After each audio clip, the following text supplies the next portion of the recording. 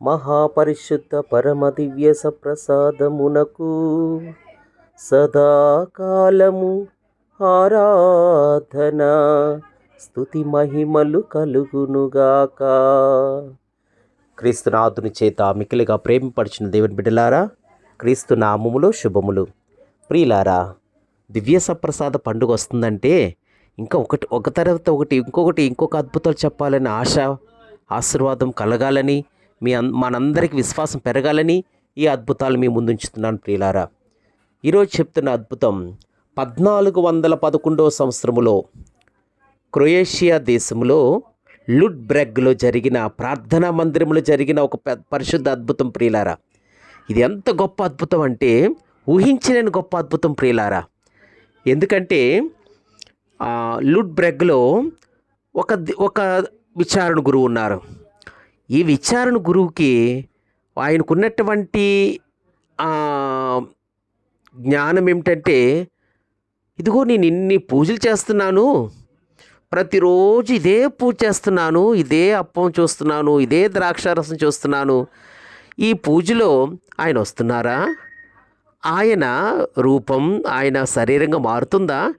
ఆయన రక్తంగా మారుతుందా ఈ ద్రాక్షారసం, లేదా ఇలాగే ఉండిపోతుందా?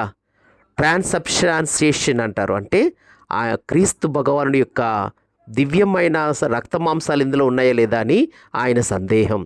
ఒకరోజు దివ్య పూజాబలు సమర్పిస్తూ ఉండగా అద్భుత విధముగా ద్రాక్షారసాన్ని పైకెత్తి ఇందులో ప్రభు వస్తున్నారా అనే సందేహం బరువైనప్పుడు, ఎక్కువైనప్పుడు వెంటనే అది క్రీస్తు రక్తంగా మారింది. ప్రియులారా, అంతే, వెంటనే ఆ ఫాదర్ గారు దానిని చూసి క్రీస్తు మానవ రక్తముగా మారినటువంటి ఆ రక్తాన్ని చూసి వెంటనే ఆ పీఠం వెనకాతల భాగంలో దాచేశారు.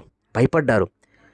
నాకున్న ఈ సందేహాన్ని, నా డౌట్ వల్ల ఇలా జరిగింది అని అందరికి చెప్తే చిన్నబోతానేమో అని భయపడి దాన్ని దాచేశారు.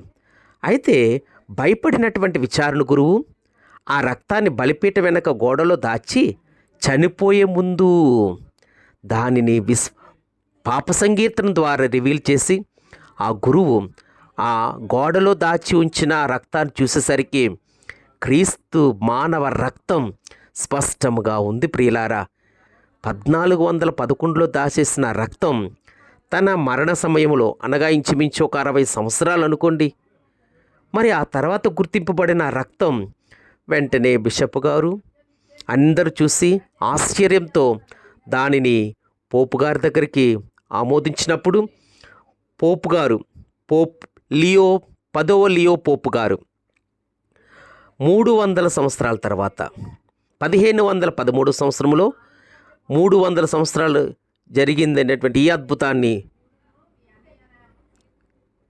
వెంటనే చక్కగా దానికి అధికారపూర్వకంగా గుర్తిస్తూ ఉత్తర్వులు జారీ చేశారు.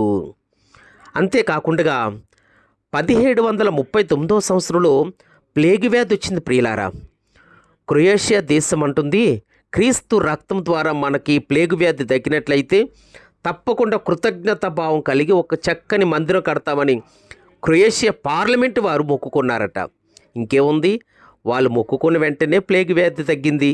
అదొక గొప్ప అద్భుతంగా భావించి వారు క్రొయేషియా పార్లమెంటు మొక్కుకున్న ప్రకారం 1994లో ఒక పెద్ద ప్రార్థనా మందిరాన్ని నిర్మించారు. ప్రియులారా, ఎంత అద్భుతం అంటే ఈనాటికి కూడా క్రీస్తు రక్తం స్పష్టంగా మానవ రక్తంగా అక్కడ ఉంది. ఇదే గొప్ప అద్భుతం. ప్రార్థించుదాం. ప్రభు, దివ్య సప్రసాద రక్త మాంసాల ఆ పవిత్రమైన మహోత్సవాన్ని కొనియాడుతూ మేము సిద్ధపడుతున్నటువంటి వారం రోజులు, దేవా, నీ గొప్ప ఆశీర్వాదాలు మాకు కావాలి ప్రభు. ఆ గొప్ప విశ్వాసం కావాలి. ఎందుకంటే ఒక గురువు సమర్పించడం లేదు, నిత్య ప్రధాన యాజకుడే క్రీస్తే స్వయంగా దివ్య పూజాబలు సమర్పిస్తున్నారు.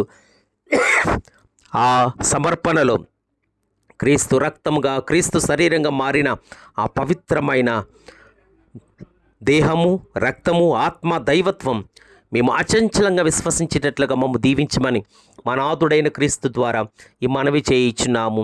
ఆమేన్. ప్రభు మీతో ఉండునుగాక. సర్వశక్తిగల సర్వేశ్వరుడు పిత పుత్ర పవిత్రాత్మ దేవుడు దీవించి కాచి కాపాడునుగాక. ఆమేన్.